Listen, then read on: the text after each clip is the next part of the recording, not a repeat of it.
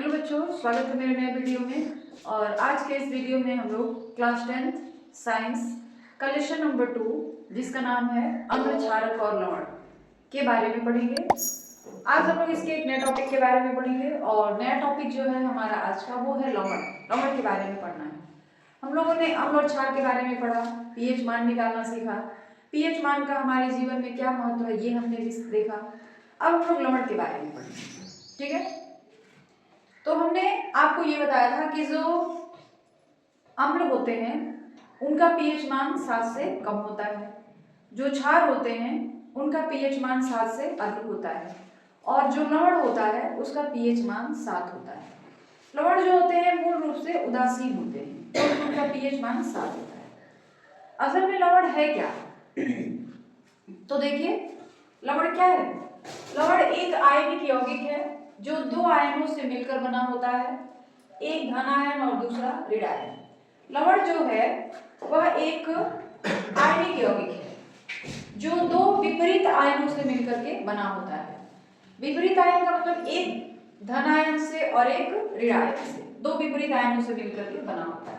जैसे हमने लिखा हुआ है यहाँ पे कुछ लवणों के नाम लिखे गए हैं। यहाँ पे हमने कई सारे लवणों के नाम लिखे हैं, उनके नाम है, ये उनके सूत्र हैं। और जो लवण है उसमें दो धन मतलब आयन है, एक धन आयन और एक ऋण आयन। तो उसमें धन आयन कौन है, ऋण आयन कौन है, वहां पर अलग अलग करके यहाँ पर लिखा गया है, ठीक है। जैसे देखिए, पहला है सोडियम क्लोराइड। तो सोडियम क्लोराइड का सूत्र होता है NaCl। उसमें धन आयन किस पर है और ऋण आयन किस पर है? धन आयन जो है सोडियम पर है, ऋण आयन क्लोराइड पर है। सोडियम सल्फेट Na2SO4, धन आयन सोडियम पे और सल्फेट पर जो है ऋण आयन है। फिर सोडियम नाइट्रेट NaNO3, धन आयन सोडियम पे है, नाइट्रेट पे ऋण आयन है। पोटेशियम नाइट्रेट KNO3, उसी तरीके से copper sulphate, zinc sulphate, calcium carbonate और कैल्शियम क्लोराइड। तो ये सारे लवण के नाम हैं, ये सारे उनके सूत्र हैं। उसमें ये जितने धन आयन उपस्थित हैं वो है, और ये सारे उसमें उपस्थित ऋण आयन हैं। तो ये बात आपको समझ आ गई कि लवण क्या है। तो लवण कुछ नहीं, एक आयनिक यौगिक है जो दो विपरीत आयनों से मिलकर के बना होता है। इतनी बात समझ आ गई? आगे बढ़ा जाए। अभी हमने जाना कि लवण क्या है, अब हम लोग जानेंगे कि जो लवण होते हैं उनका निर्माण कैसे किया जाता है।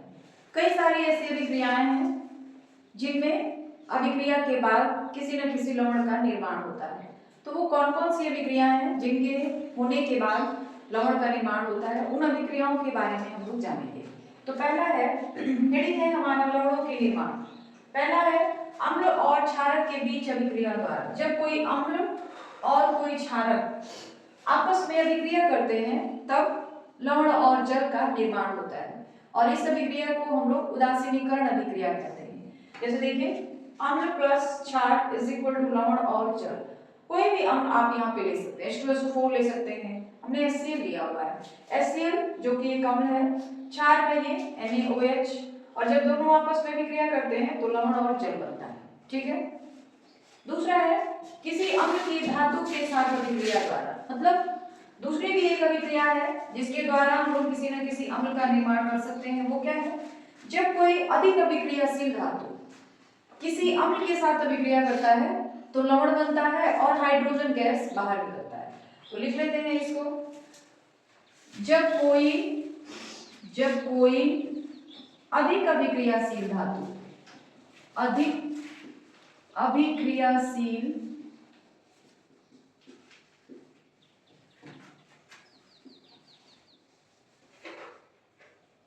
धातु अम्ल के साथ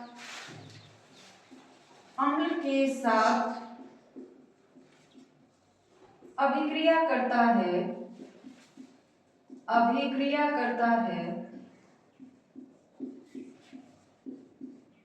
तब लवण और हाइड्रोजन गैस बनता है,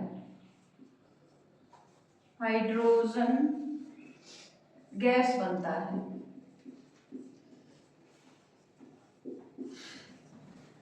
ठीक है।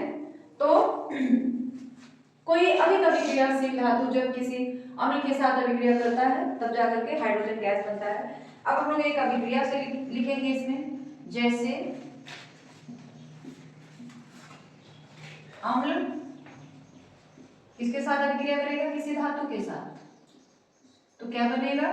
लवण बनेगा और हाइड्रोजन गैस यानी H2 बनेगा। ठीक है, तो अम्ल हम ले रहे हैं H2SO4 यानी सल्फ्यूरिक अम्ल, प्लस धातु की जगह हमने Zn ले लिया, बनेगा ZnHO4 यानी जिंक सल्फेट जो कि एक लवण है H2 गैस। गैस है हमेशा ऊपर की तरफ ठीक रहेगा, क्योंकि गैस जो होती है वो हमेशा ऊपर की तरफ जाती है। तो दूसरी अभिक्रिया क्या होगी कि जब कोई अम्ल किसी धातु के साथ अभिक्रिया करता है तब भी जो होता है लवण का निर्माण होता है, जैसे हमने यहाँ पे एक अभिक्रिया लिख रखा है। ठीक है, तो ये दोनों चीजें क्लियर हो गई आपको? जल्दी से इसका फोटो खींच लीजिए या स्क्रीनशॉट ले लीजिए, फिर हम लोग आगे बढ़े। अब हम लोग वो तीसरी अभिक्रिया के बारे में जानेंगे जिससे किसी लवण का निर्माण होता है। अभी हमने दो पढ़ा, तीसरी जो अभिक्रिया है वो है धातु के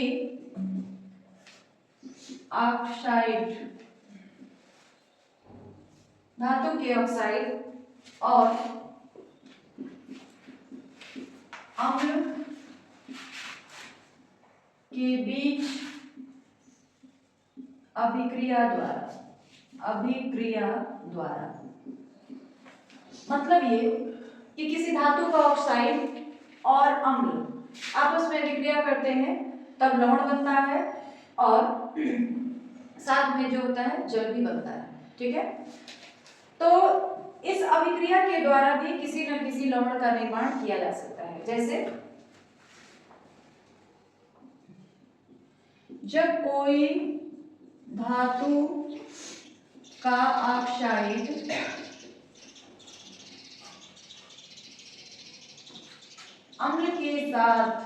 अम्ल के साथ अभिक्रिया करता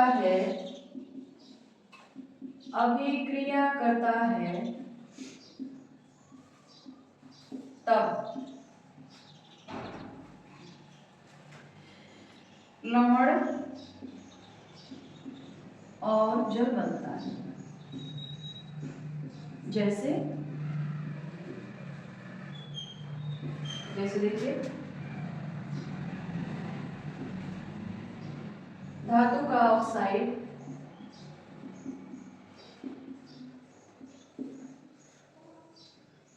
प्लस अम्ल इज इक्वल टू लवण और जल, अब इसके नीचे एक अभिक्रिया लिख दिया जाए। धातु का ऑक्साइड मान लीजिए हमने लिया CaO, calcium oxide. Calcium oxide है तो धातु का लवण हो गया, तो कैल्शियम ऑक्साइड यानी धातु का ये ऑक्साइड है प्लस अम्ल की जगह पे हमने दिया HCl इज इक्वल टू लवण CaCl2, ये लवण है आपका CaCl2 प्लस H2O। अब ये देखना पड़ेगा कि ये अभिक्रिया जो है संतुलित है या नहीं है। तो अभिक्रिया तो पहले ही संतुलित नहीं है, इसलिए यहाँ पे हाइड्रोजन की संख्या 1 है अभिकारक में, लेकिन जो उत्पाद है उसमें हाइड्रोजन की संख्या 2 दिखाई पड़ रही है, तो यह अभिक्रिया संतुलित नहीं है। तो संतुलित करना पड़ेगा आपको, इसके लिए हमने यहाँ पे 2 लगा दिया, अभिक्रिया संतुलित होगी। तो धातु के ऑक्साइड और अम्ल के बीच जब अभिक्रिया होती है तब भी कोई लवण और जल बनता है, तो यह जो है एक लवण है। ठीक है, अब हम लोग चौथी अभिक्रिया पढ़ेंगे जिसके द्वारा किसी न किसी लवण का निर्माण किया जा सकता है। चौथी अभिक्रिया है धातु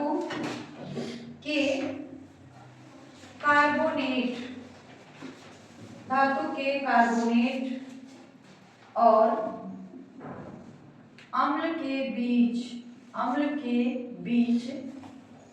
अभिक्रिया से या अभिक्रिया द्वारा, इस अभिक्रिया के द्वारा भी हम लोग किसी न किसी अम्ल का निर्माण कर सकते हैं। ठीक है, जब धातुओं के कार्बोनेट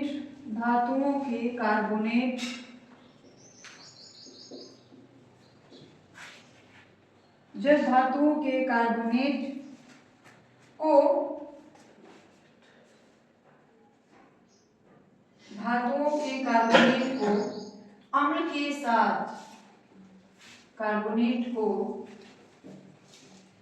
अम्ल के साथ अभिक्रिया कराया जाता है, अभिक्रिया कराया जाता है, तब लवण और कार्बन डाइऑक्साइड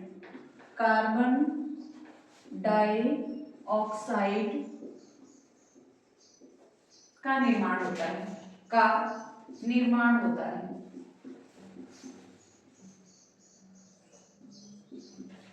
ठीक है,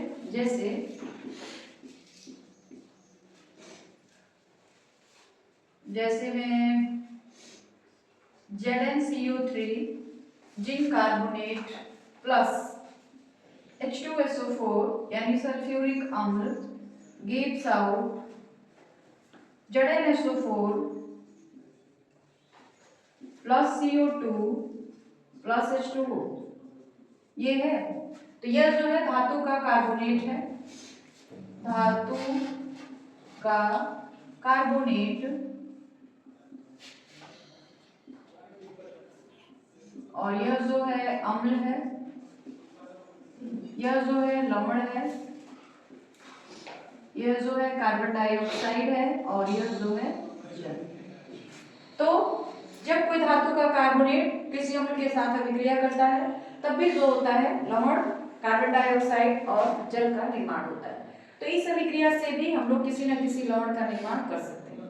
तो ये कुल मिलाकर हमने 4 अभिक्रियाएं पढ़ी, और इन 4 अभिक्रियाओं की सहायता से हम लोग किसी लवण का निर्माण कर सकते हैं। ठीक है, तो ये दोनों टॉपिक्स आपको क्लियर हो गए कि अभिक्रिया किस किस अभिक्रिया द्वारा हम लोग किसी न किसी लवण का निर्माण कर सकते हैं।